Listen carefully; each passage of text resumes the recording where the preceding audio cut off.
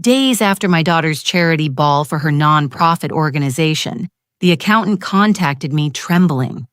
"Ma'am, I need you to come to my office. Please don't tell your daughter anything." When I arrived, he said, "Promise me you won't call the police. Don't forget to subscribe to the channel and comment where you're watching from." I should have known something was wrong when Sydney called me at 7 in the morning. My name is Helen Maloney, and at 63, I've learned that accountants don't make early morning phone calls unless the news can't wait. I was in my kitchen in suburban Portland, Oregon, watching the rain streak down the windows of the Craftsman house my late husband Robert and I had bought 40 years ago. The coffee was still brewing when my cell phone lit up with Sidney Henry's number. "Mrs. Maloney." His voice was tight, strained in a way I'd never heard before. "I need you to come to my office this morning. It's urgent." "Sidney, what's wrong? Is this about the quarterly taxes?" "No, ma'am. It's about your daughter's foundation." He paused, and I heard him take a shaky breath. "Please don't tell Victoria you're coming. This is delicate." My stomach dropped.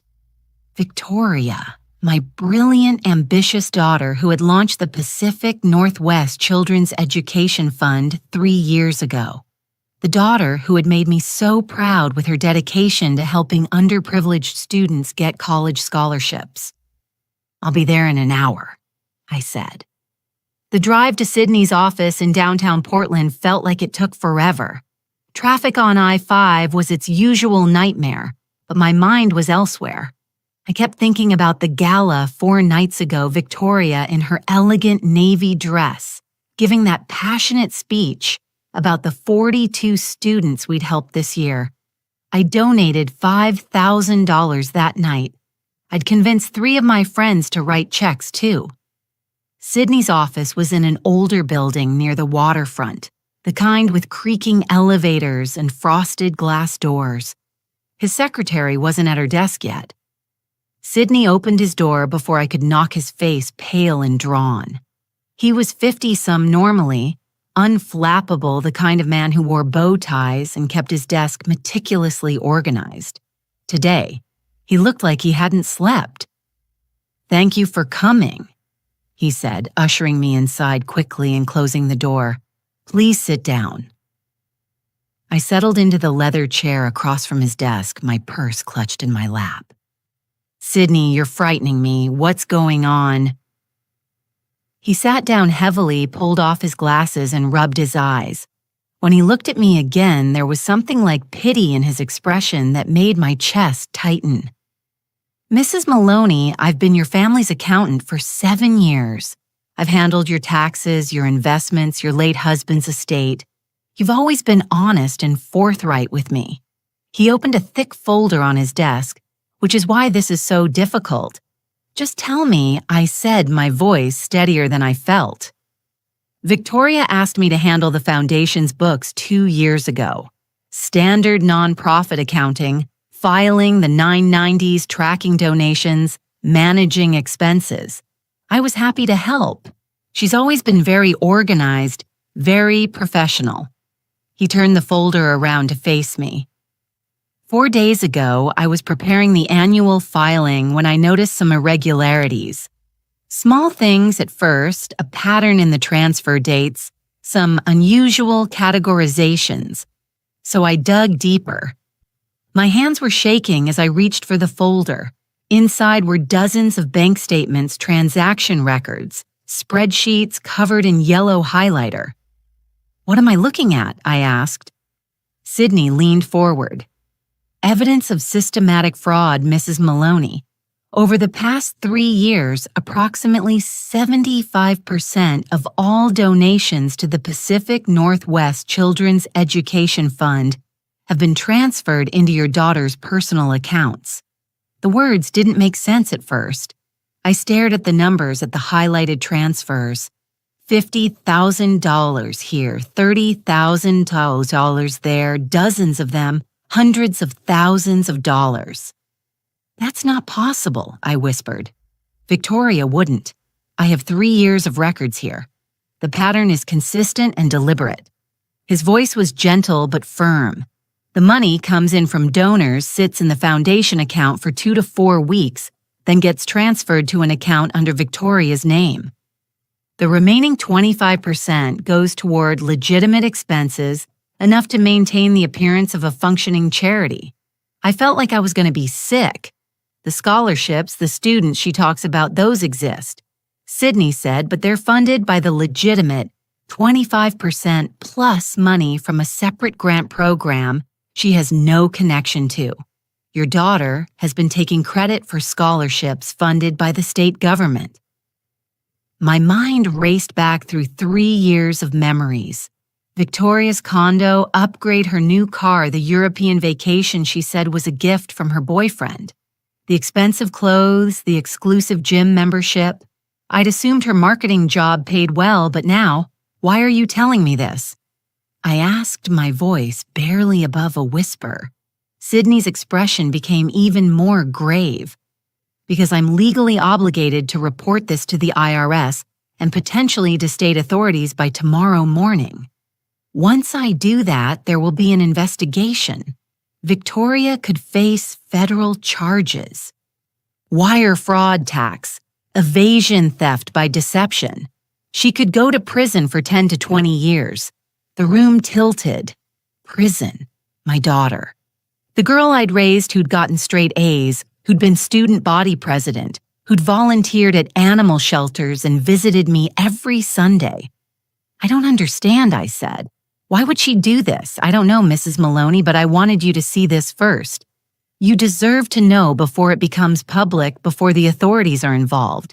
You need to talk to Victoria tonight. I gathered up my purse with numb fingers, my mind spinning. Thank you, Sydney. I need to think. I'm sorry, he said quietly. I truly am. If there were any other way, I drove home in a daze. The rain had picked up hammering against the windshield, but I barely noticed. How could Victoria have done this?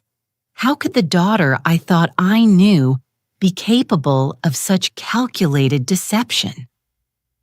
Back home, I spread the documents Sydney had let me copy across my dining room table. Numbers swam before my eyes. $847,000 total diverted over 3 years. Hundreds of donors defrauded, including me, including my friends. People who had trusted Victoria because they trusted me. I was reaching for my phone to call her when I noticed something odd in the paperwork. A secondary set of signatures on some of the transfer authorizations. Not just Victoria's name, but another, Sydney Henry. My blood went cold. Why would Sydney's name be on these transfers? He was the accountant, sure, but he'd made it sound like he'd just discovered this fraud. Yet here was his signature, authorizing money to move from the foundation account to Victoria's personal accounts, dated months ago. I grabbed another document, then another. Sydney's name appeared on at least 20 different transfer requests spanning the past year. The phone rang, making me jump. Unknown number. I almost didn't answer, but something made me pick up. Mrs. Maloney, a woman's voice crisp and unfamiliar. This is Detective Margie Ramos with the Portland Police Bureau's Financial Crimes Unit. I need to speak with you about your daughter's foundation. Can you come to the station today? My heart hammered in my chest. How did you... We've been investigating the Pacific Northwest Children's Education Fund for 6 weeks. We have evidence of fraud and we need your cooperation. This morning at 10:00, one of our witnesses contacted us with new information about your involvement. My involvement. The words came out as a croak. I'm not involved. I'm a donor. That's what we need to clarify. Ma'am, we have documents showing transfers into your personal accounts as well. If you don't come in voluntarily, I'll have to issue a warrant. The line went dead. I stood there, phone clutched in my hand, staring at the papers spread across my table. Documents showing Victoria's fraud documents with Sydney's signature, and now the police claiming I was involved too. Someone was lying. The question was who and what would happen when I started asking the right questions. I looked down at the papers again, and this time I noticed something else. A sticky note in Sydney's handwriting partially hidden under a bank statement. Just 3 words in his neat print. Check Rebecca's accounts. Rebecca, my daughter-in-law, Thomas's wife, the woman who'd been managing Victoria's publicity for the foundation, who'd helped design the website, who'd been at every gala with her camera and her bright smile. What did Rebecca have to do with any of this? Outside, the rain hammered harder against the windows, and I realized with cold certainty that nothing about my family was what I'd believed it to be. I didn't go to the police station. Instead, I called my son. Thomas answered on the 3rd ring, his voice groggy. "Mom, it's barely 8:0. I need to talk to you about Rebecca," I said, keeping my voice level despite the panic clawing at my chest. "Can you come over alone?" There was a pause. "What's this about, please, Thomas? Just you. Don't tell Rebecca." Another pause. Longer this time. "You're scaring me. Is everything okay?" "No," I said honestly. "Everything is not okay. Can you be here in 30 minutes? I'll be there in 20. I hung up and stared at Sydney's note again. Check Rebecca's accounts. What had he found? And why would he point me toward my daughter-in-law if he himself was involved in Victoria's fraud? Unless Sydney wasn't the villain here, unless someone had forged his signatures, used his position as the family accountant to create a trail leading back to him. My hands trembled as I made fresh coffee. Through the kitchen window, I could see Mrs. Patterson next door pulling weeds from her garden, despite the rain, oblivious to the fact that my entire world was collapsing. I envied her that ignorance. Thomas arrived in 18 minutes, his hair damp from the rain worry etched across his face. At 35, he still had his father's gentle eyes and careful way of moving. He hugged me tightly at the door. "Mom, what's going on?" I led him to the dining room table where the documents still lay spread out like evidence at a crime scene. "Sit down. This is going to be difficult." Thomas sat his eyes scanning the papers.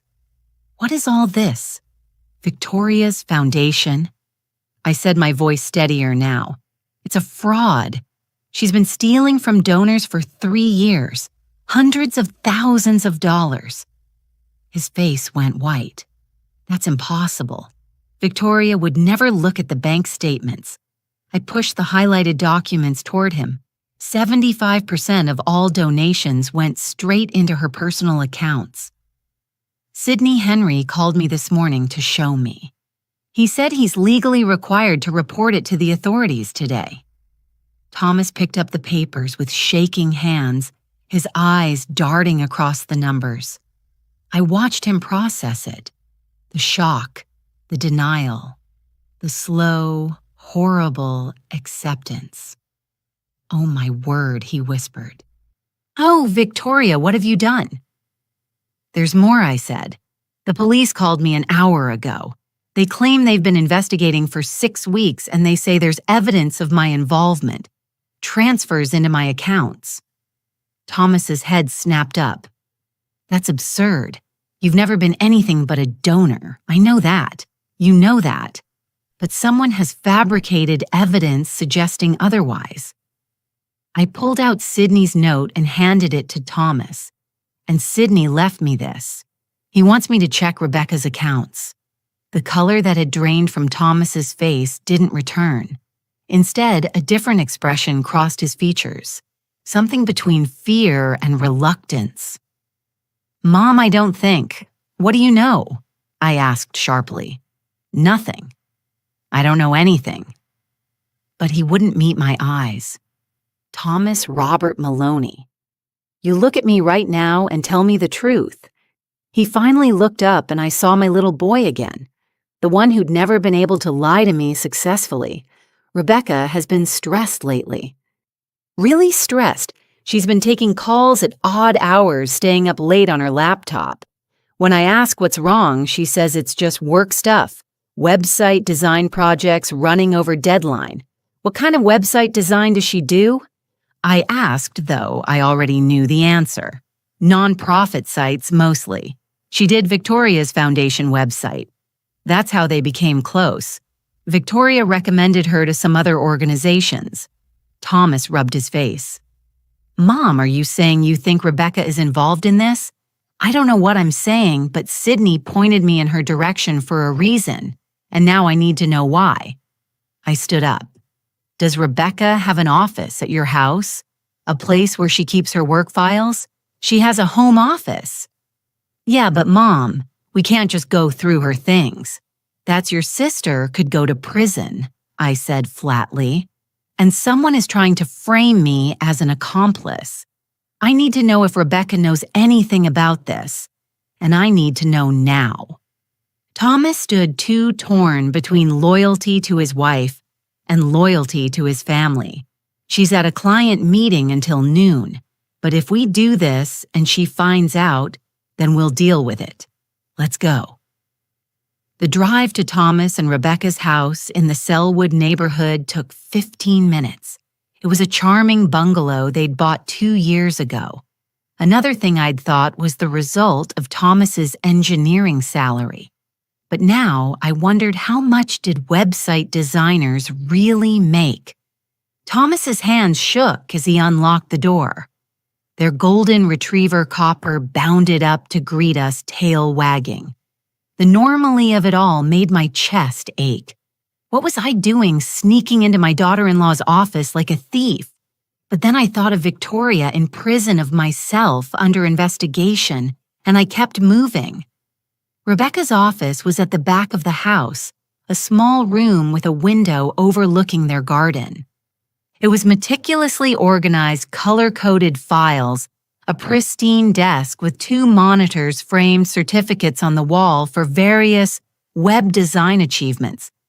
A photo of her and Thomas on their wedding day sat beside her keyboard. What are we looking for? Thomas asked, his voice barely above a whisper. I don't know. Financial records, maybe anything related to the foundation or to Sydney. I started with her filing cabinet while Thomas reluctantly opened her desk drawers. The files were all labeled client projects, tax documents, insurance household. I pulled out the client projects folder and flipped through website mock-ups, invoices, contracts. Everything appeared legitimate until I reached a section marked Pacific Northwest Children's Education Fund. Inside were dozens of documents I didn't expect. Not just website materials, but donor lists with handwritten notes in the margins. Soft target elderly trusting, good for $5,000 plus mention dead husband for sympathy. My stomach turned. These were manipulation notes. Rebecca had been profiling donors, including me, to determine how much money could be extracted from them. Thomas, I said quietly, look at this. He came over, read the notes, and his face crumbled. No, Rebecca wouldn't. She's not like this. There has to be an explanation. I kept searching. Behind the donor profiles was a spreadsheet titled Distribution Schedule. It showed a 3-way split of the foundation's money. 45% to Victoria, 40% to someone listed as RM, and 15% to MH. RM Rebecca Morrison, her maiden name the one she still used professionally. MH6 was involved after all. But if he was taking 15%, why had he called me this morning to expose the fraud? Why risk his own scheme? Unless this spreadsheet was fake too. Unless someone was setting up multiple people to take the fall. Thomas sank into Rebecca's desk chair, his head in his hands. I can't believe this. We've been married for 6 years. How could I not know? Because she didn't want you to know, I said, still rifling through papers. Thomas, when did Rebecca and Victoria become close? You said she did the website, but was there a friendship before that? They met about 4 years ago at some charity networking event. Victoria needed a website designer. Rebecca needed clients. They just clicked. He looked up at me with haunted eyes, or at least that's what Rebecca told me. 4 years ago, 1 year before the foundation was established. Had they been planning this from the beginning, I found another folder, this one unmarked. Inside were bank statements, not for the foundation, but for an account at a small credit union in Gresham. The account holder was listed as RNV Holdings, LLC, RNV Rebecca and Victoria. The statement showed regular deposits matching the foundation's timeline, but the amounts were larger than what I'd seen in Sydney's documents. Much larger. If Victoria had taken 75% of roughly $850,000, that would be around $630,000. But this account showed deposits totaling $1.2 million over 3 years. There's more money, I said aloud, more than what Sydney showed me. Thomas came to look. I don't understand. Where's the extra money coming from? That's when I saw it buried in the transaction details. Regular transfers from Portland Senior Services Foundation, Oregon Education Alliance, and half a dozen other organizations I'd never heard of. Rebecca and Victoria hadn't just defrauded one charity. They'd created multiple fake nonprofits, all funneling money into this single account. And every one of those organizations had websites designed by Rebecca Morrison. The front door opened. Thomas and I froze, staring at each other in horror. Copper's nails clicked on the hardwood floor as he ran to greet whoever had entered. "Tommy, are you home?" Rebecca's voice bright and cheerful. "Your car's in the driveway." Thomas's face went gray. I quickly shoved the documents back into the folder, but there was no time to return it to the filing cabinet. I tucked it under my arm. "Office." Thomas called out, his voice cracking slightly. "I'm just getting something for Mom." Footsteps approached. Rebecca appeared in the doorway, her smile faltering when she saw both of us. She was petite and pretty, with short dark hair and sharp eyes that I'd always thought were intelligent. Now I wondered what else they were. "Helen," she said, surprise in her voice. "I didn't know you were coming over. Is everything okay? We need to talk," I said, keeping my voice level. "About Victoria's foundation." Something flickered across Rebecca's face, too quick to identify, but it was there. The foundation. What about it? "We know about the fraud," Thomas said, his voice hollow. "We know you and Victoria have been stealing from donors. We found your files." Rebecca's eyes dropped to the folder under my arm. For a moment, nobody moved. Then she stepped fully into the office and closed the door behind her. "You shouldn't have done that," she said softly. "You really shouldn't have done that." The cheerful mask was gone. The woman looking at us now was cold, calculating, and completely unafraid. "You're going to give me that folder," Rebecca continued, holding out her hand. "And then you're going to forget everything you saw, both of you." "Or what?" I asked, my heart pounding. Rebecca smiled, but there was no warmth in it. "Or I'll make sure the police know that Helen Maloney has been the mastermind behind this entire operation. I have documents with your signature, Helen, emails from your account, authorizing transfers, text messages discussing how to hide the money." She looked at Thomas. "And I have proof that you helped set up the shell company accounts, Tommy, banking records with your name on them." "That's not possible," Thomas whispered. "I never." "Identity theft is surprisingly easy when you have access to someone's personal information," Rebecca said. "Social security numbers, passwords, signature samples. You'd be amazed what I can do with the right software." I understood then she'd been setting us up from the beginning, creating a trail that would lead investigators to everyone but her. Victoria was the public face of the scam. Sydney was the accountant who'd signed off on the transfers. I was the wealthy donor who'd benefited financially. Thomas was the tech-savvy son who'd helped hide the money. And Rebecca, she was just the innocent website designer who'd been fooled along with everyone else. "You won't get away with this," I said. "I already have," Rebecca replied. "Victoria thinks Sydney is her partner. Sydney thinks Victoria is working alone. The police think you're involved. Everyone's pointing fingers at everyone else. And I'm invisible." She stepped closer. "So here's what's going to happen. You're going to give me that folder. You're going to go home and you're going to wait for the police to arrest Victoria, at which point she'll probably try to drag you down with her. Then Sydney will be arrested for his signatures on those transfers. Then maybe you, Helen, if Victoria is convincing enough." "And what about Thomas?" I asked. "You'd let your own husband go to prison." Rebecca glanced at Thomas with something that might have been regret, but it passed quickly. "Tommy's a loose end I haven't decided about yet. If he keeps quiet, he might be fine. If he doesn't," she shrugged. Thomas stared at his wife like he'd never seen her before. "Who are you?" "Someone who's tired of scraping by," Rebecca said. "Someone who's smart enough to take what she deserves from people who have too much." She looked at me. The folder. Now I tightened my grip on it. "No." Rebecca's expression hardened. She pulled out her phone. "One call and I sent the fabricated evidence to the police. One call and your family is destroyed. Is that really what you want?" My mind raced. I needed time. Time to expose Rebecca's lies. Time to prove our innocence. Time to save Victoria from her own stupidity and Sydney from being framed.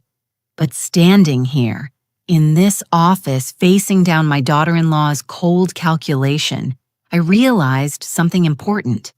Rebecca had made one critical mistake. She'd underestimated me. At 63, I'd buried a husband, raised 2 children, run a household, and navigated decades of complex social and business situations. I'd learned patience. I'd learned how to watch, how to wait, and how to strike when the moment was right. "Okay," I said, extending the folder. "You win." Rebecca took it, relief and triumph mixing on her face. Smart choice. I turned to leave, Thomas following numbly behind me. But as I reached the door, I paused and looked back. "Rebecca, one more thing.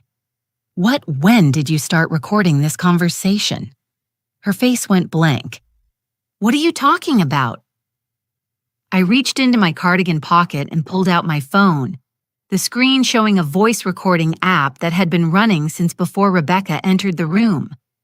"About 5 minutes ago, right around the time you admitted to fraud, identity theft, and framing multiple people for crimes they didn't commit."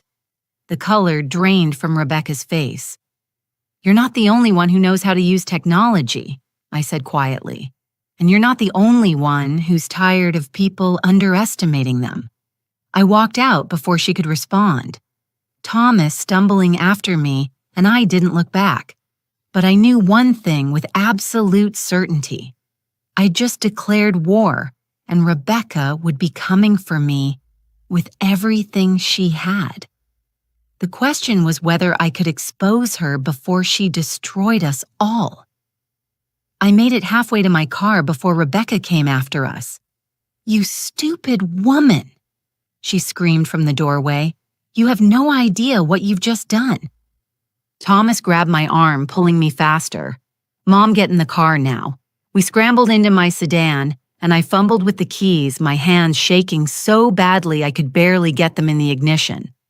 Rebecca was running down the driveway, her phone pressed to her ear, her face twisted with rage. "Drive," Thomas shouted. I peeled out of the driveway, my tires squealing on the wet pavement. In the rearview mirror, I saw Rebecca standing in the middle of the street, still on her phone, watching us disappear around the corner. She's calling someone. Thomas said, his voice tight. Mom, we need to go to the police right now with that recording. No, I said, my mind racing. Not yet. What do you mean, not yet? She just confessed to everything. We have proof. We have proof that she admits to framing people, yes, but we don't have proof that the documents she claims to have are actually fabricated. For all we know, she really does have forged signatures and emails that look legitimate. I turned onto the main road, heading back toward my house. If we go to the police now, it becomes our word against hers, and she's had 3 years to build her case. We need more. More what evidence that contradicts her narrative. The original documents before she altered them. Proof of how she fabricated the evidence. Something that shows she's lying. I gripped the steering wheel tighter. And we need to talk to Victoria. Thomas went pale. Victoria's in on this, Mom. She and Rebecca are partners. Maybe I said. Or maybe Victoria is being played too. We drove in silence for a moment. Then Thomas said quietly, I need to call her. Rebecca, I don't know what I need to do. You need to stay calm and stay with me, I said firmly. Rebecca is dangerous, Thomas. She's not the woman you married. Or maybe she never was that woman. Either way, we can't trust her. My phone rang. Unknown number. I answered on speaker. Mrs. Maloney, this is Detective Ramos again. We need you to come in immediately. We've received new information about your involvement in the Pacific Northwest Children's Education Fund fraud, and we have questions that need answers today. What kind of information, I asked, trying to keep my voice steady. We've been sent emails from your account discussing money laundering and kickback arrangements with your daughter. We have bank records showing transfers into accounts under your name, and we have a witness who claims you threatened them if they expose the fraud. Detective Ramos paused. If you don't come in voluntarily within the next 2 hours, I'm issuing a warrant for your arrest. The line went dead. Thomas stared at the phone. Rebecca works fast. Us. She's been planning this for years. I said she probably had this ready to go the moment anyone got suspicious. I pulled into my driveway and turned off the engine. 2 hours. We have 2 hours to figure this out. Inside, I paced my living room while Thomas sat on the couch, his head in his hands. I pulled out my phone and stared at the recording app. 5 minutes of Rebecca's confession. But was it enough? Call Victoria, I said suddenly. Right now, don't tell her about Rebecca. Just say we need to talk about the foundation. Say it's urgent. Thomas looked up. Mom, I don't think do it. He pulled out his phone with shaking hands and dialed. It rang 4 times before Victoria answered. Hey, Tommy, what's up, Vic? I need you to come to Mom's house right now. It's about your foundation. There was a pause. What about it? Just come, please. It's important. Another pause. Longer this time. Does this have anything to do with Sidney Henry calling me this morning saying he needed to talk to me about some accounting irregularities? My stomach dropped. Sidney had called Victoria, too. Why to warn her to try to get his own story straight? Yes, Thomas said. It has everything to do with that. Mom's here and we need to talk to you. All of us. I'm on my way. Victoria said and hung up. 20 minutes later, my daughter arrived. She looked exhausted, her usually perfect hair pulled back in a messy ponytail.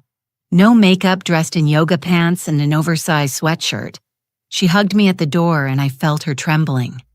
Mom, I'm so scared, she whispered. Sidney said something about the IRS and investigations, and I don't understand what's happening.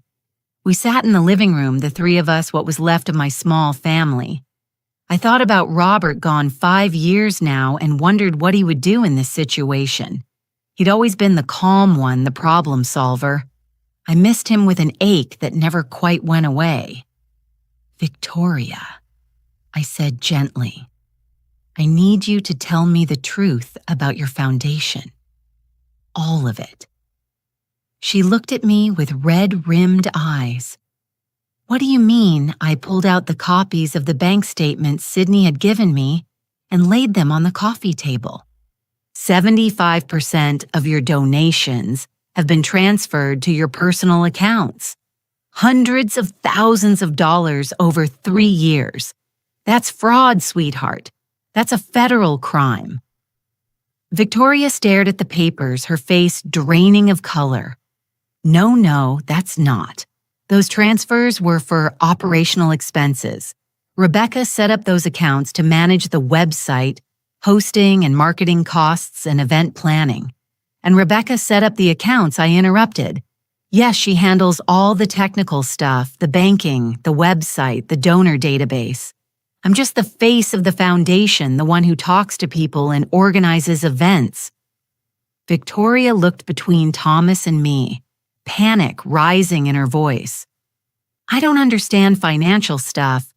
Rebecca said these transfers were normal, that all nonprofits do it this way, that it was more efficient than writing individual checks for every expense. Thomas and I exchanged a glance.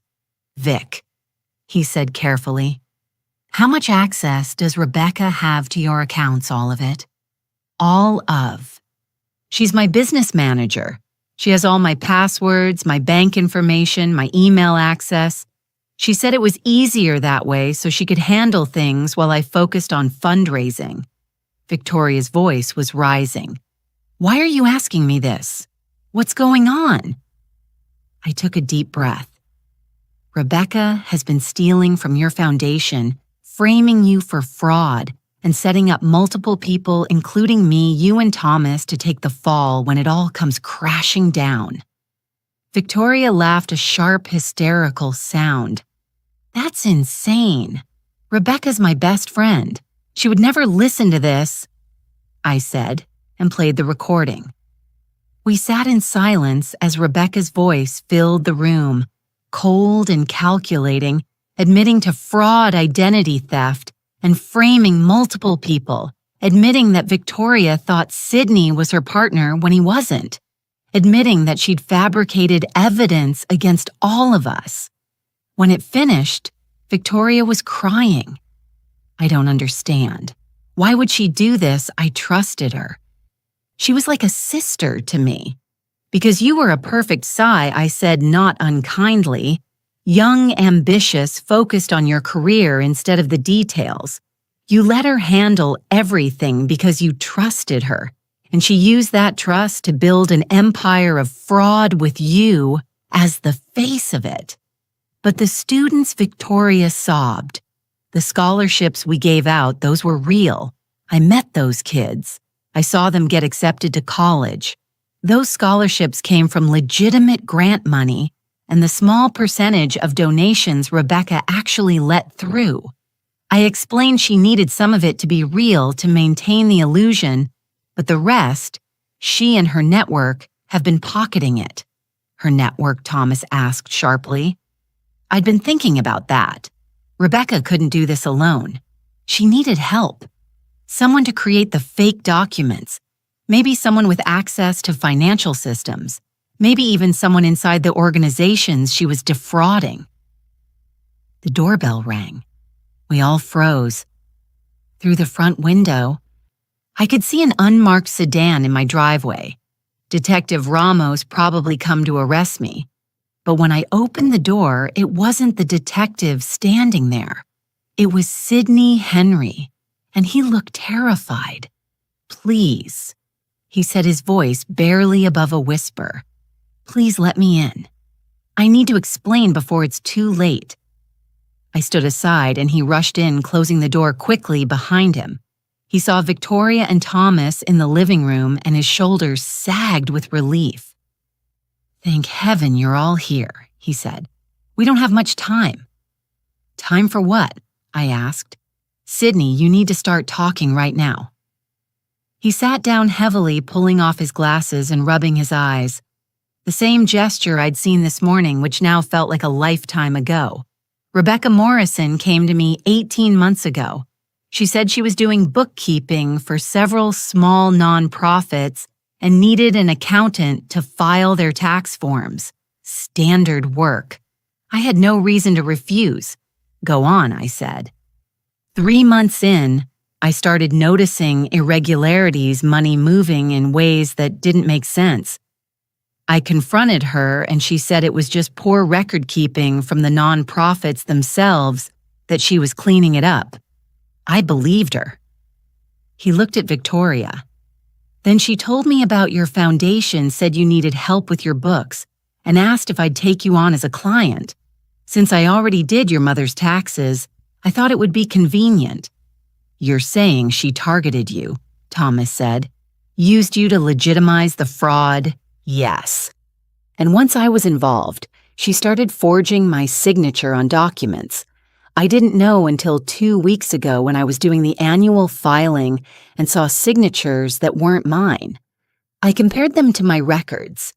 Dozens of authorizations I never made, transfers I never approved. He looked at me.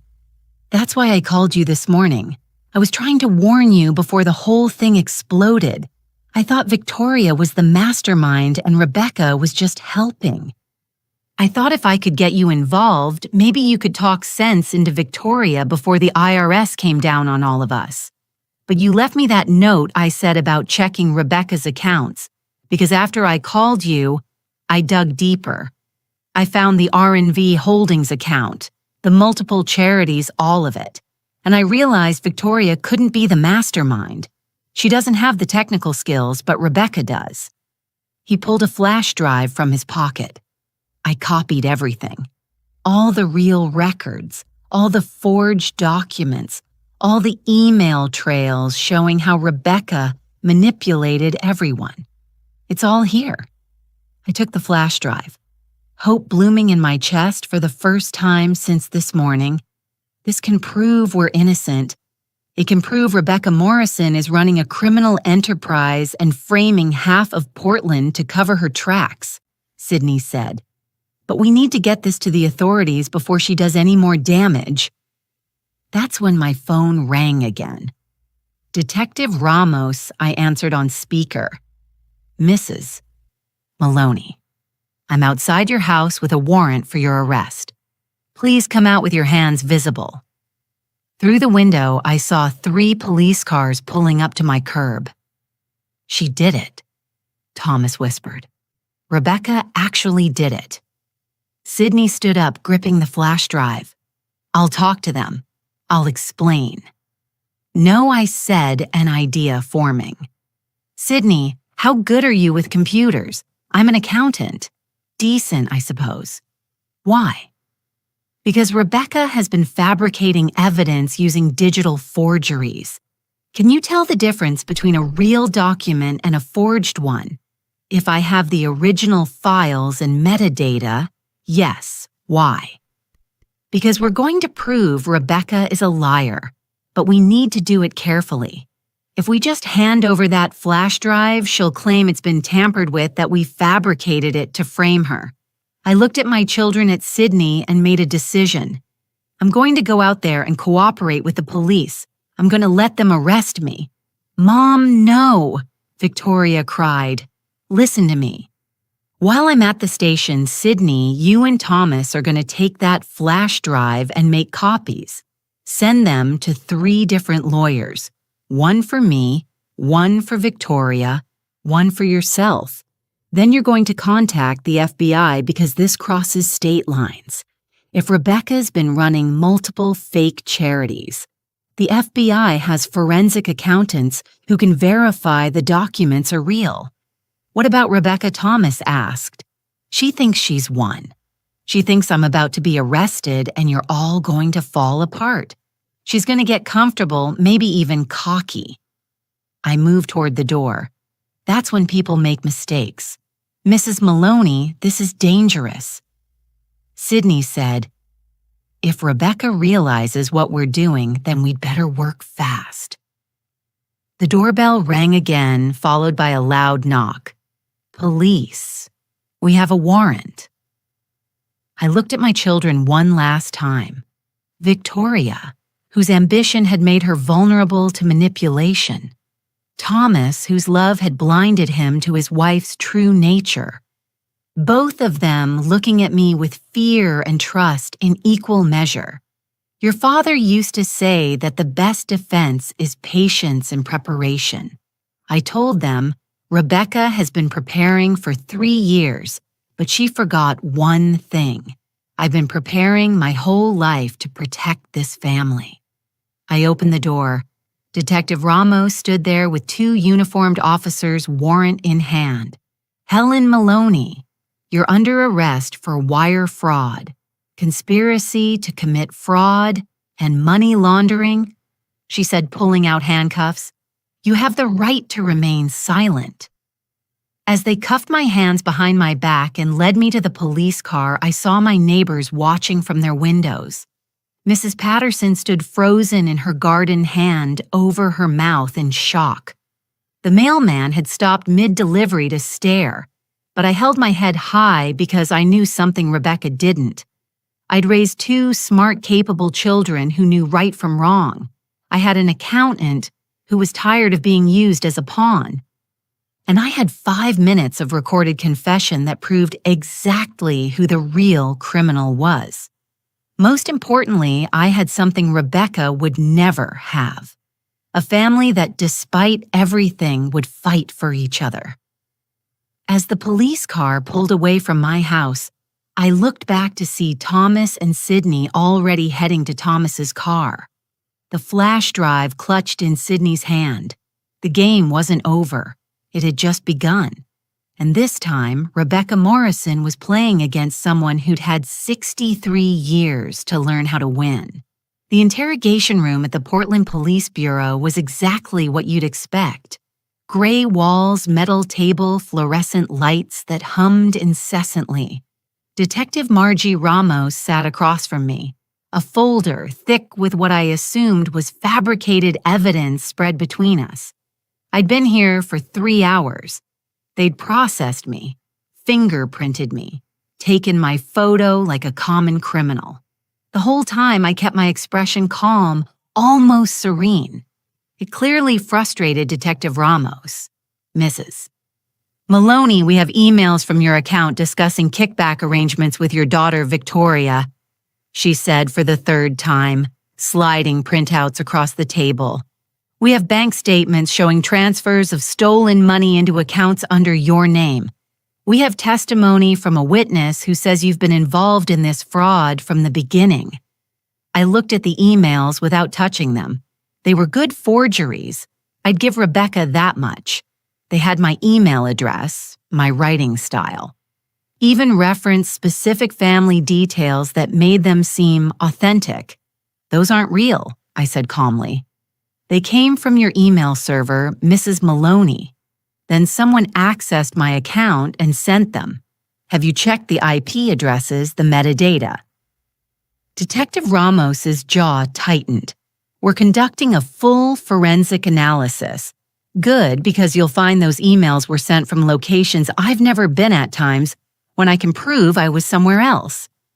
I folded my hands on the table. Now, Detective, I'm a 63-year-old widow who donated to what I thought was a legitimate charity.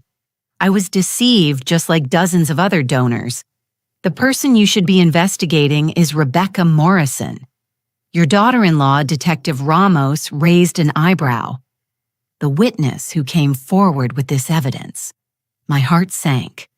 So Rebecca had officially positioned herself as the whistleblower. Clever. Let me guess, I said. Rebecca told you she discovered the fraud and felt obligated to report it, even though it meant implicating her own family. Something like that. And I'm sure she seemed very credible, very concerned, maybe even emotional about betraying people she loved. I leaned forward slightly. Detective Ramos, Rebecca Morrison is the architect of this entire scheme.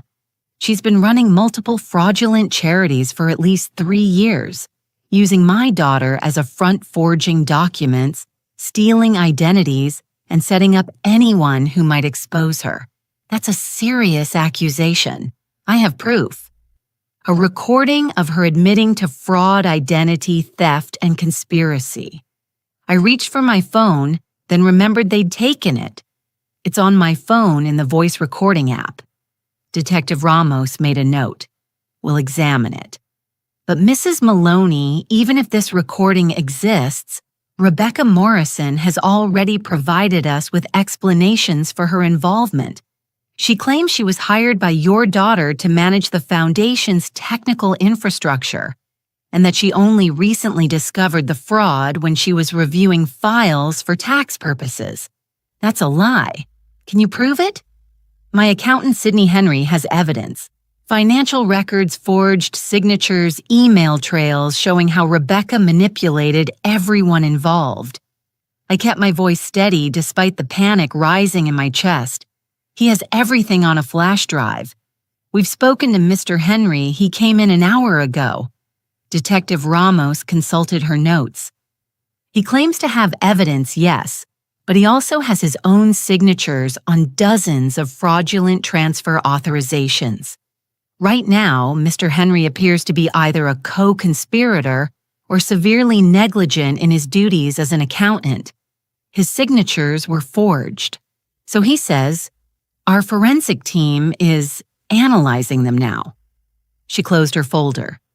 Mrs. Maloney, here's the situation. We have evidence suggesting you, your daughter Victoria, and your accountant, Sidney Henry, have been running an elaborate charity fraud for 3 years. The only person who seems to be innocent in all this is Rebecca Morrison, who had the courage to come forward despite the personal cost. She's playing you, I said flatly. She's a con artist, and a good one. That's why her story sounds believable. Or maybe your story sounds unbelievable because it is. Detective Ramos stood. I'm going to recommend the district attorney file formal charges against you, your daughter, and Mr. Henry. In the meantime, you'll be held pending bail review. Wait, I said as she moved toward the door. Did you at least listen to the recording on my phone? She paused. We attempted to access your phone. The recording app shows no saved files. My blood went cold. That's impossible. I recorded. The app was empty, Mrs. Maloney. Whatever you think you recorded, it's not there. She left, and I sat alone in that cold room, my mind racing. The recording was gone. Rebecca must have remotely accessed my phone, somehow deleted the file. She'd probably been monitoring my phone since this morning, maybe even before. How deep did her preparation go? What else had she anticipated? The door opened again, and a young officer stepped in. Mrs. Maloney, you have a visitor. Your lawyer is here. I frowned. I haven't called a lawyer yet. She says you have a standing arrangement with her firm. He checked his notes. Andrea Castigliano, from Castagnano and Partners. I didn't know any Andrea Castano, but I nodded anyway, curious who had sent her. The woman who entered the interrogation room 5 minutes later was in her 40s, impeccably dressed in a charcoal suit, carrying a leather briefcase. She had sharp eyes and moved with the confidence of someone who'd spent years in courtrooms. Mrs. Maloney, she said, sitting down across from me and pulling out a legal pad.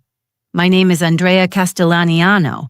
Your son, Thomas, contacted my firm this afternoon and retained me on your behalf. Before we discuss your case, I need you to know that this room may be monitored, so be careful what you say. She wrote something on her legal pad and slid it across the table. Flash drive is secure. FBI contacted Thomas and Sidney safe. Rebecca doesn't know yet. Relief flooded through me. I wrote back. She deleted my recording. Andrea read it and nodded, writing again. We anticipated that. Sidney made backup copies before you were arrested. We have the original file with metadata, proving when it was recorded. Now then, Andrea said aloud, pulling the legal pad back. Let's discuss the charges against you. The district attorney is preparing to file multiple counts of wire fraud, conspiracy, and money laundering. These are serious federal charges that carry significant prison time if convicted. I'm innocent, I said firmly. I believe you, but belief isn't enough. We need to build a defense, and that means understanding everything about this case. She pulled out documents from her briefcase.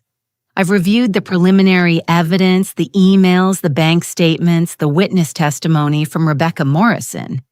I have to tell you, Mrs. Maloney, it looks bad because Rebecca is good at her job. Yes, she's constructed a narrative where she's the innocent bystander who discovered fraud and reported it. She's positioned herself as credible, sympathetic, and cooperative. Meanwhile, you, your daughter, and your accountant all look like co-conspirators pointing fingers at each other to avoid responsibility. So what do? Andrea leaned forward slightly. We prove Rebecca Morrison is a professional con artist with a history of fraud. We establish pattern and precedent. And we demonstrate that the evidence against you has been digitally manipulated. She paused. But there's a problem. What kind of problem? Rebecca filed for a restraining order against you 2 hours ago. She claims you've been harassing her, that you broke into her home this morning and stole confidential documents, and that you threatened her when she tried to report the fraud. A judge granted a temporary order. You're not allowed within 500 FT of her, and you're not allowed to contact her directly or indirectly. I felt like I'd been punched. That's absurd. Thomas and I went to his own house, a house she shares as his legal wife, which gives her equal property rights.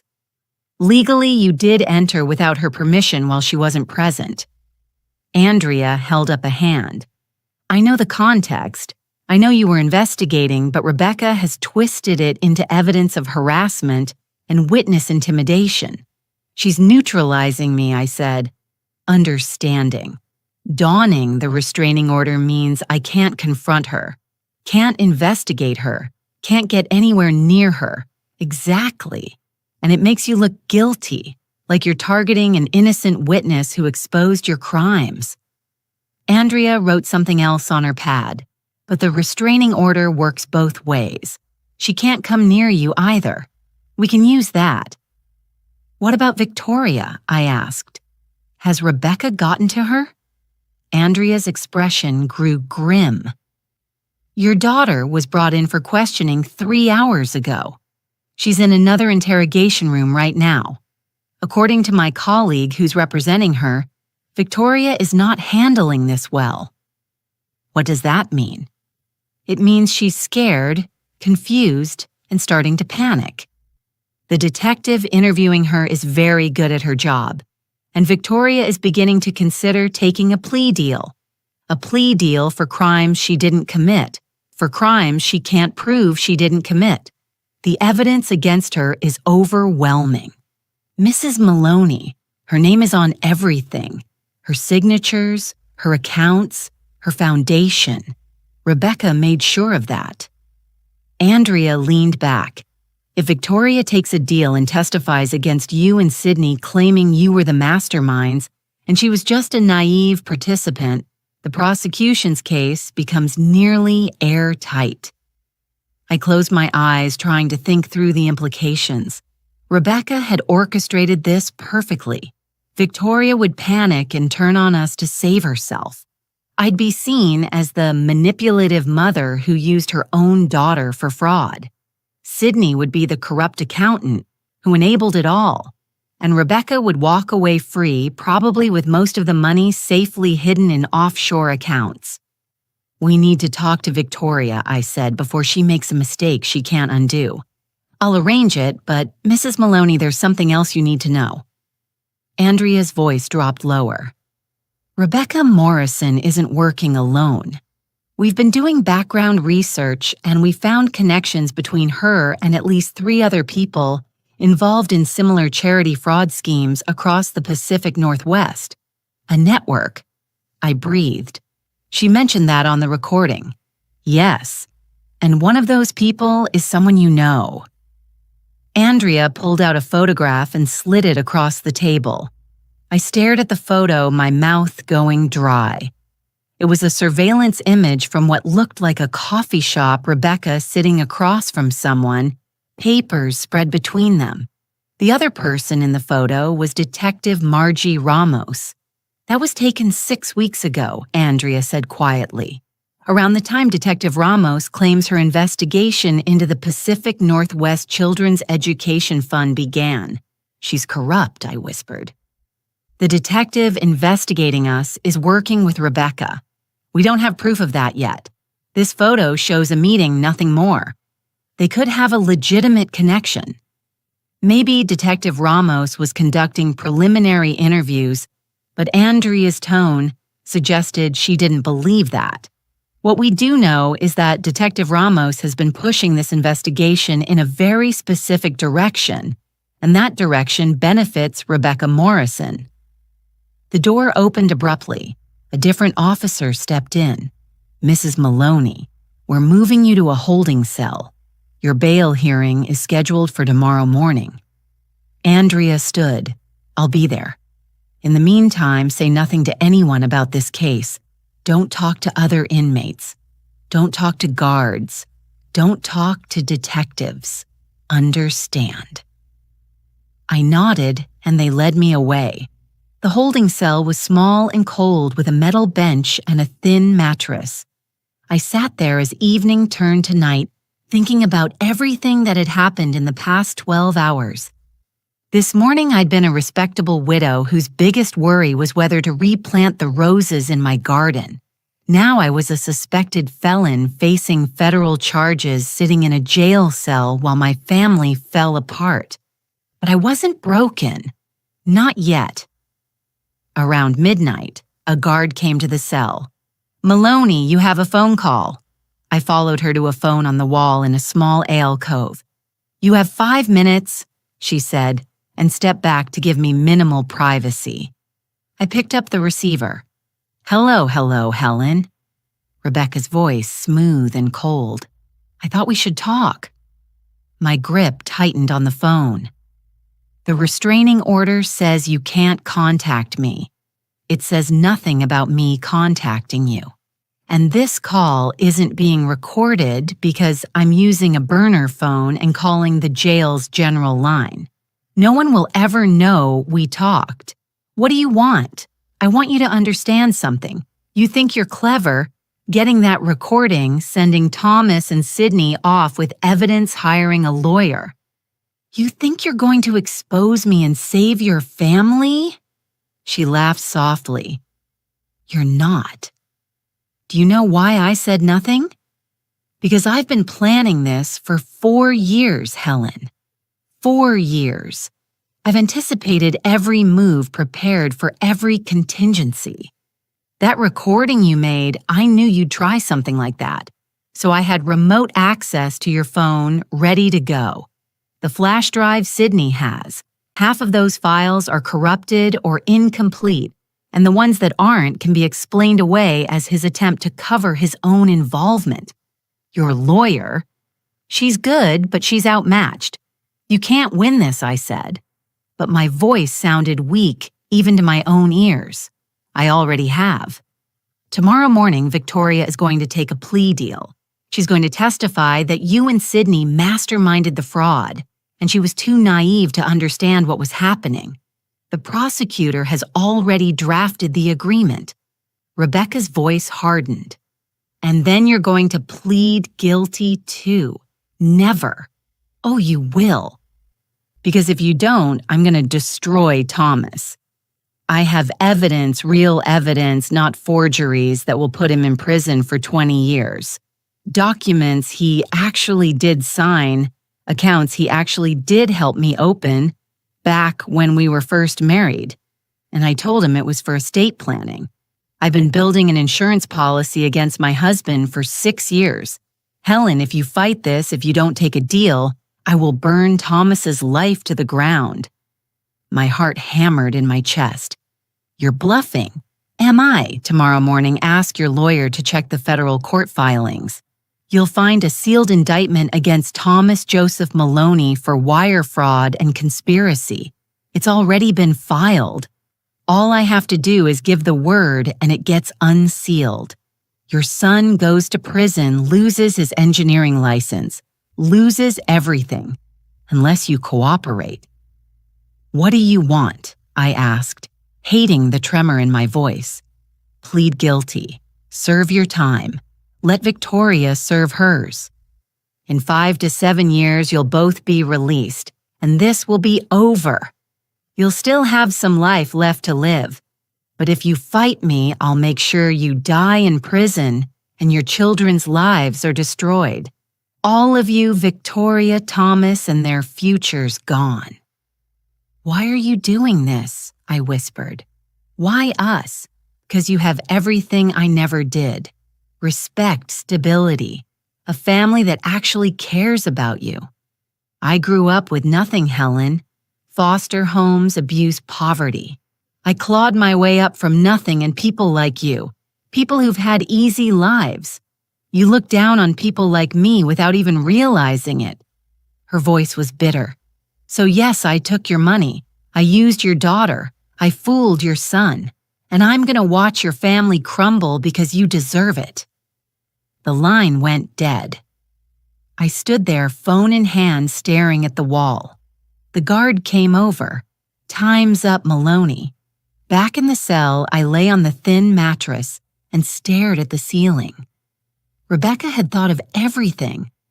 She'd built her trap so carefully, so thoroughly that every path led to destruction.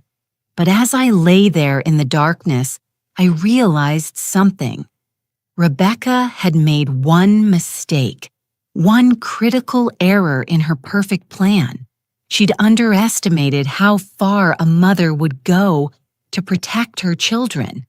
And she'd forgotten that sometimes the most dangerous opponent is the one who has nothing left to lose. Tomorrow morning, I would make my choice. But it wouldn't be the choice Rebecca expected. It would be the choice she feared. The bail hearing started at 9 the next morning. Andrea Castellano met me in the courthouse hallway, her expression tense but controlled. I checked the federal filings like you asked, she said quietly. There is a sealed indictment against Thomas. Rebecca wasn't bluffing about that. I know I said, but she made a mistake telling me about it. Andrea frowned. How is that a mistake? She's using it as leverage. Exactly. She revealed her trump card before she needed to. That means she's worried. I straightened my shoulders. Is everything I asked for in place? Yes, but Helen, I have to advise you that what you're planning is extremely risky. If this goes wrong, it won't. Is Victoria here in the courtroom? She looks terrible. Andrea hesitated. Her lawyer says she's 10 minutes away from signing the plea agreement. We need to move fast. The courtroom was small, used for bail hearings and minor proceedings. Victoria sat in the front row with her attorney, her eyes red and puffy. Sydney was there too, looking drawn and exhausted. Thomas sat behind them, his face a mask of controlled anguish. And in the back corner, trying to look invisible, sat Rebecca Morrison. She wore a modest dress and minimal makeup, playing the part of the reluctant witness perfectly. When our eyes met, she smiled. Just a tiny curve of her lips that said, "You've already lost." Judge Patricia Winters entered, and we all stood. She was in her 60s with silver hair and a reputation for being sharp and fair. I'd done my research on her last night using my one allowed phone call not to call Thomas, but to call an old friend who worked in the court system. This is a bail hearing for Helen Maloney, charged with wire fraud, conspiracy, and money laundering. Judge Winters said into her seat, "Ms. Castellano, you're representing Mrs. Maloney. I am, Your Honor, and the prosecution is requesting Mrs. Maloney be held without bail." The assistant district attorney, a young man named Elmer Park, stood. "Yes, Your Honor. Mrs. Maloney is a flight risk and a danger to witnesses. She's already violated a restraining order." "That's a lie," I said, standing up. Judge Winters looked at me sharply. Mrs. Maloney, you'll have a chance to speak. Sit down. Andrea pulled me back to my seat, whispering urgently, "Let me handle this." But I'd spent all night in that cell thinking, planning, and I knew this was the moment. Everything hinged on the next few minutes. "Your Honor," Andrea said, "Mrs. Maloney has not violated any restraining order. The order was filed yesterday afternoon, and Mrs. Maloney has been in police custody since before it was issued.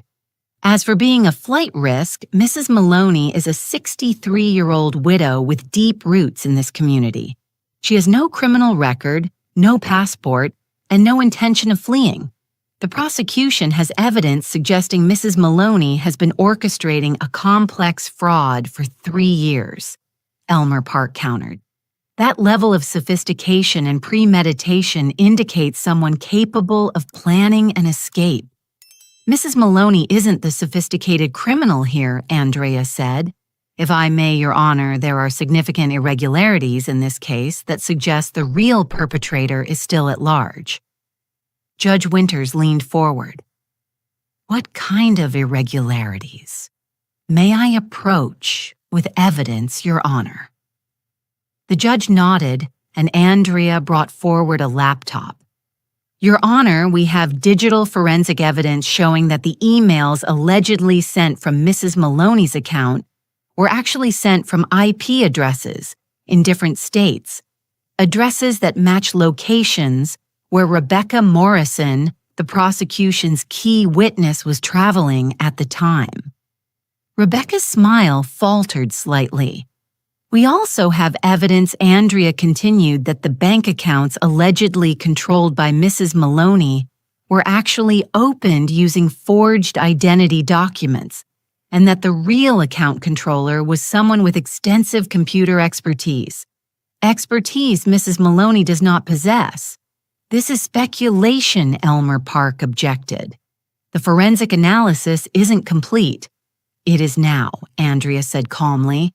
"The FBI's Cybercrime Division finished their analysis at 6 this morning. They've confirmed that multiple documents in this case are sophisticated forgeries, and they've traced the creation of these forgeries to a single source." She pulled out a folder. "I have their preliminary report here, Your Honor." Judge Winters took the report and read silently for several minutes. I watched Rebecca out of the corner of my eye. She was texting someone, her fingers moving quickly across her phone screen. "Probably Detective Ramos," I thought, trying to figure out how to contain this. "This is concerning," Judge Winters said finally. "Mr. Park, was the prosecution aware that the FBI was conducting a parallel investigation?" Elmer Park looked genuinely confused. "No, Your Honor. This is the first I'm hearing of it. That's because the FBI investigation wasn't into Mrs. Maloney," Andrea said. "It was into a pattern of charity fraud across 4 states. Mrs. Maloney's case just happens to fit that pattern." She paused. "And the person at the center of that pattern is Rebecca Morrison." Rebecca stood abruptly. "This is outrageous. I'm the one who reported the fraud. I'm the victim here." "Mrs. Morrison, sit down," Judge Winters said sharply. "Your Honor, if I may," I said, standing again. "I have something to say." Judge Winters looked at me for a long moment. "Go ahead, Mrs. Maloney." I took a deep breath. This was it. The moment I'd been preparing for since Rebecca's phone call last night, the moment when I'd either save my family or destroy us all. "Your Honor, I need to confess something," I said. "I haven't been entirely honest about my involvement in this case." Andrea's head snapped toward me, her eyes wide with alarm. Thomas made a strangled sound from the gallery. Victoria was staring at me with betrayal written across her face. But I continued. "When Sidney Henry first called me yesterday morning to tell me about the fraud, I didn't just passively receive that information. I immediately began my own investigation. I went to my daughter-in-law's house without her knowledge. I searched through her private files. I took documents that didn't belong to me. Rebecca's expression shifted from alarm to triumph. She thought I was about to take the fall just as she demanded. And while I was there, I continued. I found something interesting. I found evidence that Rebecca Morrison has been running fraudulent charities for at least 7 years, not 3. I found connections to other people in other states. I found a network. I reached into my pocket and pulled out a small flash drive, not the one Sydney had, but a different one. And I copied all of it onto this drive. Your Honor, this is illegal search and seizure. Rebecca's lawyer stood up, finally earning his fee. Anything on that drive is inadmissible, except that I didn't just take documents, I said calmly. I also installed something on Rebecca's computer while I was in her office, a small program that my late husband, who was a software engineer, designed years ago for tracking stolen laptops. It runs in the background, invisible, and it records everything, every keystroke, every file access, every email sent and received. The courtroom went completely silent. For the past 24 hours, I continued. That program has been recording everything Rebecca Morrison has done on her computer, every forged document she's created, every communication with her co-conspirators, every attempt to manipulate evidence and witnesses. I held up the flash drive. It's all here, Your Honor. Time-stamped, verified, and completely legal because I installed it on my son's property with his permission. That was a slight stretch of the truth. Thomas hadn't known about the program until I'd called him at 2 a.m, but he nodded vigorously from the gallery. Rebecca's face had gone from pale to gray. You're lying. You don't have... I have video of you deleting the recording I made of our conversation, I said, turning to face her directly. I have logs of you accessing Detective Margie Ramos's email account to coordinate your testimony. I have records of you creating forged documents using my daughter's information. I have everything, Rebecca, because you made one critical mistake. What mistake? She whispered. You assume that because I'm an older woman, because I don't work in technology, because I seem simple and trusting that I'm not capable of fighting back intelligently. I smiled, and it wasn't a kind smile. My husband spent 30 years in software security. Do you really think he didn't teach me a few things? Do you think I haven't been watching and learning and preparing for the day someone might try to hurt my family? Judge Winters held out her hand. Ms. Castellano, I'll need to see that flash drive and verify its contents. Andrea took it from me and approached the bench. Your Honor, we also have sworn testimony from 3 other victims of Rebecca Morrison's schemes in Washington State and Idaho. They're willing to testify about similar patterns of fraud, identity theft, and witness manipulation. This is entrapment, Rebecca shouted. She can't just install spyware on someone's computer. Actually, she can if the computer is on property belonging to her son and he gave permission. Judge Winters said, her voice ice cold. Mr. Park, I'm going to review this evidence. In the meantime, I'm releasing Mrs. Maloney on her own recognizance. Your Honor, Elmer Park started. Furthermore, the judge continued. I'm ordering Rebecca Morrison to surrender her passport and remain in Portland, pending investigation into these new allegations. Bafe, please escort Mrs. Morrison to a holding room. Rebecca's carefully constructed mask finally shattered completely.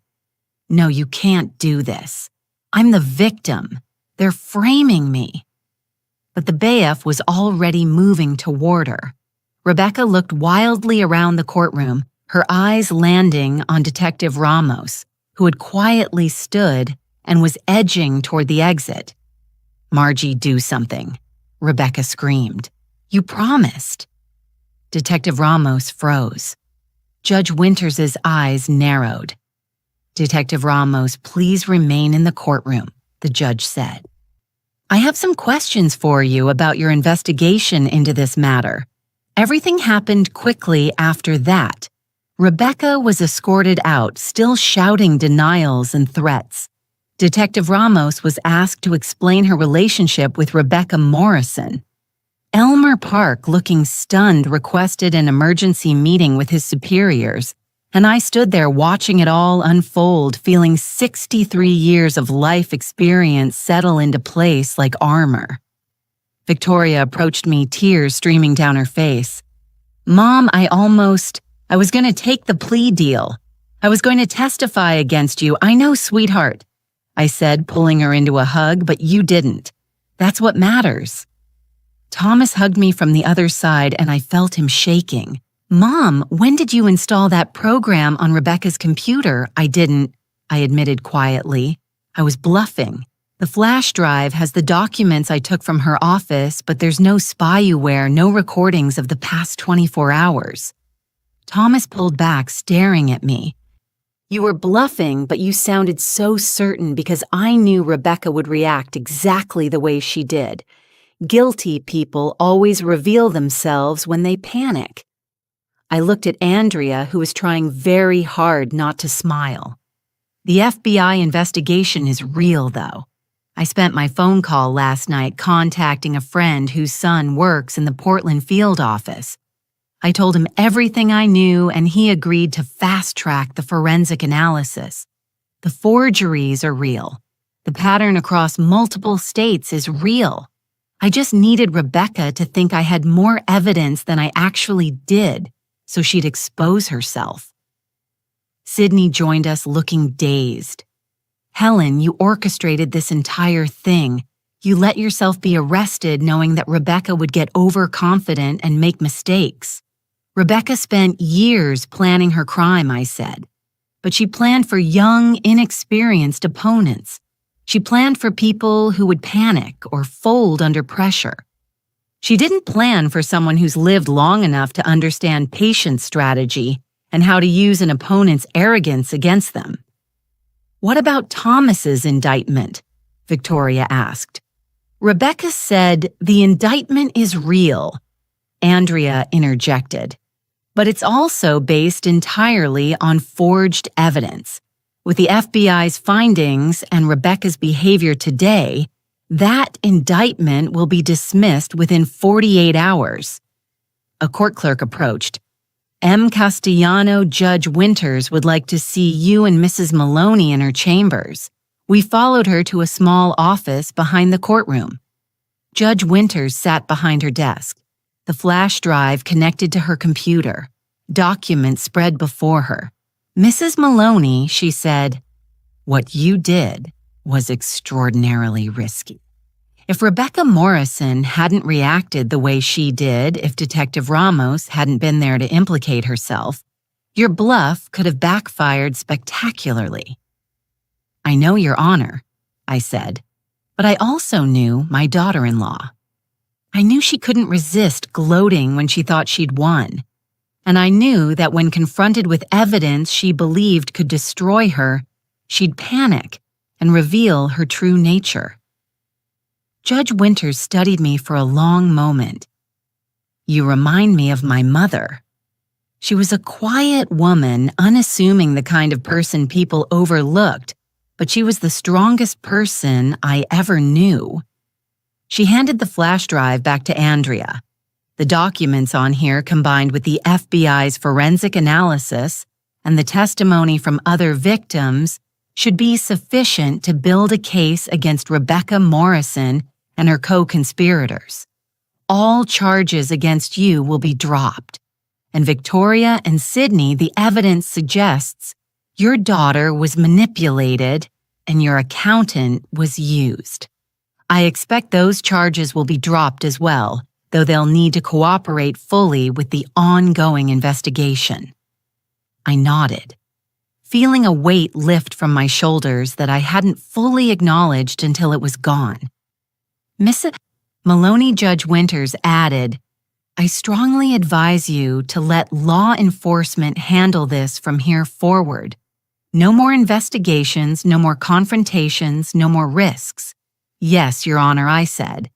But we both knew that I'd do whatever was necessary to protect my family, regardless of the risk. Because that's what mothers do. We prepare, we plan, we wait for the right moment, and then we act with a decisiveness that comes from knowing exactly what we're fighting for. Rebecca Morrison had built an empire of lies using other people's trust and greed. But I'd built something stronger, a family that despite everything still stood together. And in the end, that made all the difference. 3 weeks later, I stood in my kitchen making coffee, watching the rain fall on my garden, just as I had the morning this all began. But everything was different now.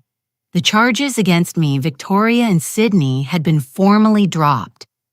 The FBI's investigation into Rebecca Morrison and her network had uncovered fraud spanning 7 states and 14 fake charities with total losses exceeding $4 million. Rebecca was being held without bail, facing federal charges that would likely keep her in prison for 20 to 30 years. Detective Margie Ramos had been suspended pending her own investigation for corruption and obstruction of justice. The local news had covered it extensively. Elaborate charity fraud ring exposed read the headlines. My neighbors looked at me differently now, some with sympathy, others with barely concealed curiosity about what it had been like to nearly go to prison for crimes I didn't commit. Mrs. Patterson had brought over a casserole yesterday, patting my hand and saying, "I never believed those awful things they said about you, Helen." Not for a moment, but I'd seen her watching through her curtains during my arrest, and I knew that wasn't entirely true. Still, I accepted the casserole with grace. That's what you do when you're 63 and you understand that people are complicated, contradictory, and often doing their best with limited information. The doorbell rang. I knew who it would be.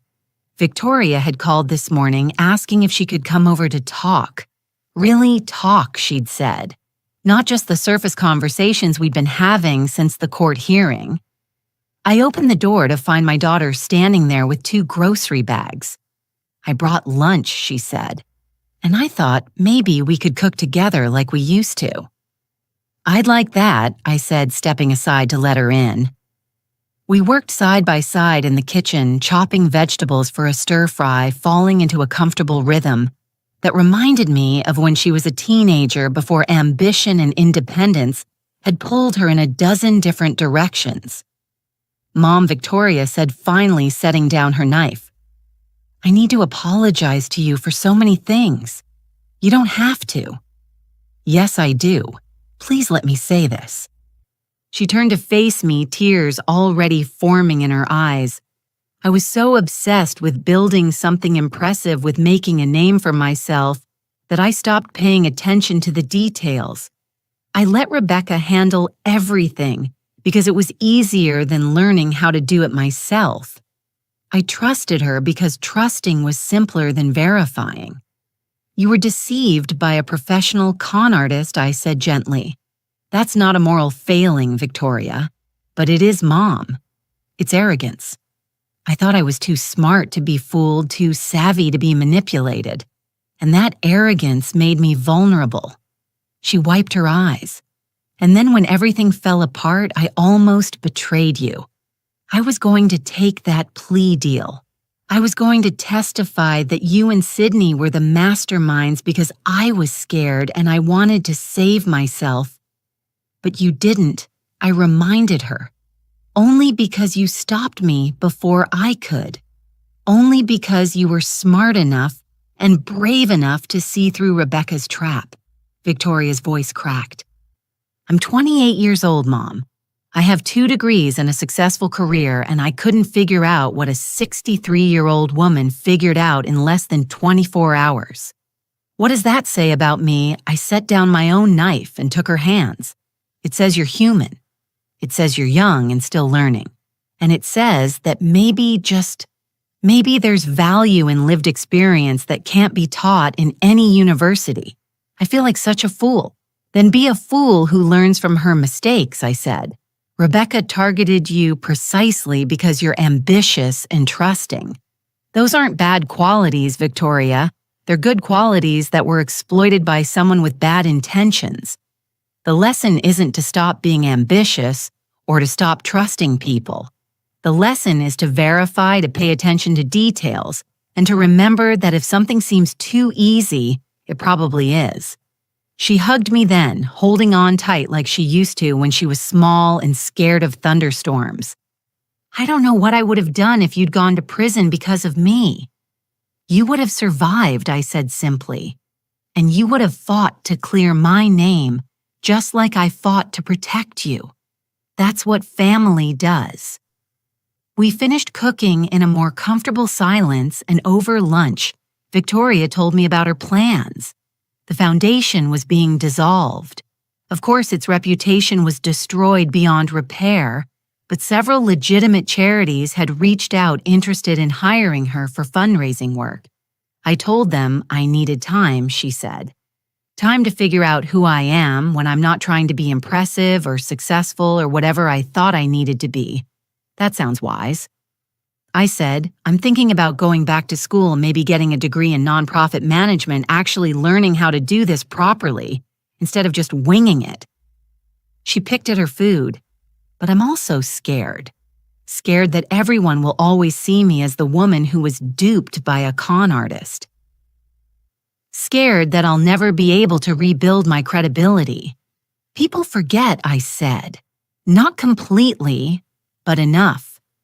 In a year or two, this will be old news, and the people who matter, the ones who care about substance over scandal, will judge you by what you do next, not by what happened to you. The doorbell rang again. This time it was Thomas, and he wasn't alone. He'd brought Sydney Hendry. Hope it's okay that I invited Sydney, Thomas said as they came in. He wanted to talk to you, and I thought, well, we should all hear what he has to say. We settled in the living room, the four of us who'd been caught in Rebecca's web and somehow emerged on the other side. Sydney looked older than he had 3 weeks ago, the stress of the investigation having etched new lines around his eyes. Mrs. Maloney, he began, I owe you an apology and an explanation. You don't owe me anything, Sydney. You were a victim, too. That's generous of you, but it's not entirely accurate. He removed his glasses and cleaned them. That familiar, nervous gesture. I was negligent. I saw warning signs with Rebecca's charities, and I ignored them because the work was easy and the fees were good. I didn't dig deeper when I should have, because I didn't want to lose a profitable client. You reported it in the end. I pointed out only after it became impossible to ignore. Only after my signature had been forged so many times that I was implicated in a federal crime. He put his glasses back on. I've been an accountant for 30 years, Mrs. Maloney. I'm supposed to be the person who catches fraud, not the person who enables it through inattention. So what are you going to do about it? I asked. He looked surprised by the question. What do you mean guilt is useful only if it leads to change? Are you going to retire? Are you going to be more careful? Are you going to do something different? I leaned forward. Because beating yourself up accomplishes nothing, Sydney. Learning from this and becoming better, that accomplishes something. I'm implementing new procedures in my practice, he said slowly. Mandatory audits of all nonprofit clients. Verification of every signature background checks on new clients. And he hesitated. I'm offering to help the FBI train other accountants to spot the kind of fraud Rebecca was running. Pro bono work helping to prevent this from happening to other people. That's good. I said that's taking responsibility and turning it into something positive. We talked for another hour about the investigation, about the other victims of Rebecca's schemes, about the complicated process of untangling years of fraud. Sydney had learned that some of the charities Rebecca created had been sophisticated enough to fool major donors and grant organizations. She hadn't been a small-time con artist. She'd been remarkably talented at her chosen profession. What I don't understand, Victoria said, is how she kept it all straight. Managing multiple fake charities, forging documents, manipulating so many people. The organizational skills required must have been incredible. They were, Thomas said quietly. We all turned to look at him. He'd been silent for most of the conversation, and now he looked deeply uncomfortable. I've been going through our finances, our shared documents, everything from our marriage. Rebecca had spreadsheets tracking every lie she told, every identity she created, every account she controlled. She had backup plans for her backup plans. She'd been preparing for the possibility of exposure from day one. I'm sorry, Thomas, I said. I know this must be devastating. I keep thinking I should have known, should have seen it. He rubbed his face. We were married for 6 years. How could I not know who she really was because she was very good at lying? I said simply. And because you loved her. Love makes us want to believe the best in people. I'm getting divorced, obviously, Thomas continued.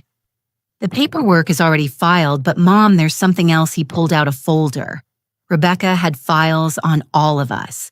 Not just financial stuff, personal information, weaknesses, fears, things she could use against us if needed. She had notes about how you were still grieving, Dad, how Victoria was desperate to prove herself, how I was insecure about never living up to Dad's accomplishments. He opened the folder, and I saw pages of handwritten observations, Rebecca's neat handwriting, detailing our family dynamics, our vulnerabilities, our pressure points. It was like reading a dossier prepared by an enemy spy. She studied us, Victoria whispered, like we were targets. That's exactly what we were, Thomas said. And the worst part, some of what she wrote is true. I am insecure about not being like Dad. Victoria, you do have something to prove. Mom, you do still grieve. He looked at me, but reading this made me realize something. Rebecca saw our weaknesses, but she missed our strengths. She knew Mom was grieving, but she didn't understand that grief had made you stronger, more resilient. She knew Victoria was ambitious, but she didn't realize that ambition came from genuine desire to help people. She knew I was insecure, but she never understood that insecurity made me loyal, made me someone who values family above everything. She was intelligent, but not wise. I said there's a difference. Intelligence is about knowing facts, understanding systems, manipulating variables. Wisdom is about understanding people, recognizing what really matters, seeing the bigger picture. Rebecca had intelligence in abundance, but wisdom she had none. Sydney nodded slowly. She thought age was a weakness, that being older meant being slow, outdated, easy to fool. She never considered that age might mean experience, patience, perspective. She underestimated you, Mrs. Maloney Thomas said, completely and utterly, and that's why she lost. We sat in silence for a moment, and I thought about Robert, about how he used to say that the measure of a person wasn't what they did when things were easy, but what they did when everything was falling apart. We'd all been tested these past weeks, tested in ways none of us had anticipated or wanted, and we'd survived. Not perfectly, not without scars, but we'd survived. I need to tell you all something. I said that last part in the courtroom when I claimed to have installed spyware on Rebecca's computer. I was bluffing. There was no program, no recordings, just the documents I'd taken from her office and the FBI investigation I'd initiated. Victoria's eyes widened. You were bluffing. But you sounded so certain because I understood something about Rebecca that she didn't understand about herself. She was arrogant, She believed she'd thought of everything, covered every angle. So when confronted with evidence that she'd missed something major, she panicked. And in her panic, she revealed herself completely. I smiled. Sometimes the best weapon isn't actually having superior resources. It's making your opponent believe you have them. That's terrifying, Mom, Thomas said, but he was smiling. Remind me never to play poker with you. Your father always said the same thing, I replied. As the afternoon wore on and the conversation shifted to lighter topics, Sydney's plans to visit his daughter in Seattle, Victoria's idea to take a cooking class. Thomas's decision to adopt a dog, I felt something settling into place. Not healing exactly, but the beginning of it. The recognition that we'd been through something terrible together and emerged changed, but not broken. When they finally left, hugs exchanged and promises made to get together again soon. I stood in my doorway watching them go. The rain had stopped and weak sunlight was breaking through the clouds. Mrs. Patterson was in her garden again and she waved at me. I waved back. Inside, I cleared away the coffee cups and lunch dishes, restored order to my living room, and found myself standing in front of the mantel where photos of my family were displayed. Robert and me on our wedding day, Victoria and Thomas as children, family vacations, holidays, ordinary moments that had become precious in retrospect. I added a new photo, one taken just last week, the four of us outside the courthouse after the final charges were dismissed. Me, Victoria, Thomas, and Sydney. We looked tired in that photo, but we also looked like survivors, like people who'd faced something terrible and refused to be destroyed by it. My phone buzzed. A text from an unknown number. Mrs. Maloney, this is Agent Rice from the FBI. Rebecca Morrison has agreed to cooperate with our investigation. Her testimony is going to help us shut down several other fraud networks. Thank you for your courage in coming forward. I replied, thank you for listening and for believing that sometimes the truth is more complicated than it first appears. Another text came through, this one from Victoria. Love you, Mom. Thanks for not giving up on me. And from Thomas, you're the strongest person I know. Dad would be proud. I set the phone down and walked to the window looking out at my garden. The roses needed pruning. The lawn needed mowing. Life needed living. The ordinary daily work of maintaining a home and a life and a family. Rebecca Morrison had tried to destroy us. She'd been smart, prepared, ruthless. She'd had youth and technology and years of planning on her side. But she'd forgotten one crucial truth. Strength isn't about never being vulnerable. It's about being vulnerable, being hurt, being knocked down, and choosing to stand back up anyway. At 63, I'd learned that lesson dozens of times over through loss and grief and disappointment, and fear through raising children and burying a husband and navigating a world that often dismissed older women as irrelevant or obsolete. I'd learned patience. I'd learned to watch, to wait, to strike only when the moment was exactly right.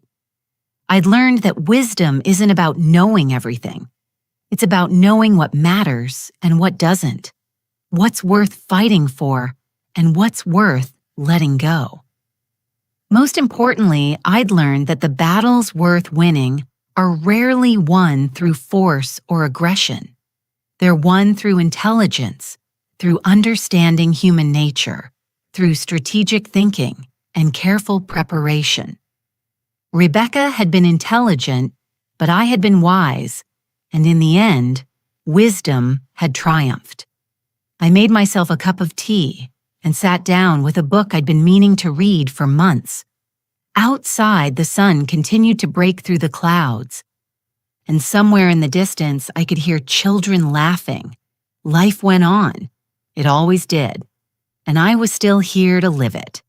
wiser, stronger, more aware of my own strength than I'd been before. That I thought was the real victory. Not the courtroom dramatics or the exposure of Rebecca's crimes, but the quiet knowledge that I had protected my family, that I had been tested, and had not been found wanting. At 63, I was just beginning to understand the full extent of my own power. And heaven help anyone who underestimated me again. Now tell me, what would you have done if you were in my place? Let me know in the comments. Thank you for watching, and don't forget to check out the video on your screen right now. I'm sure it will surprise you.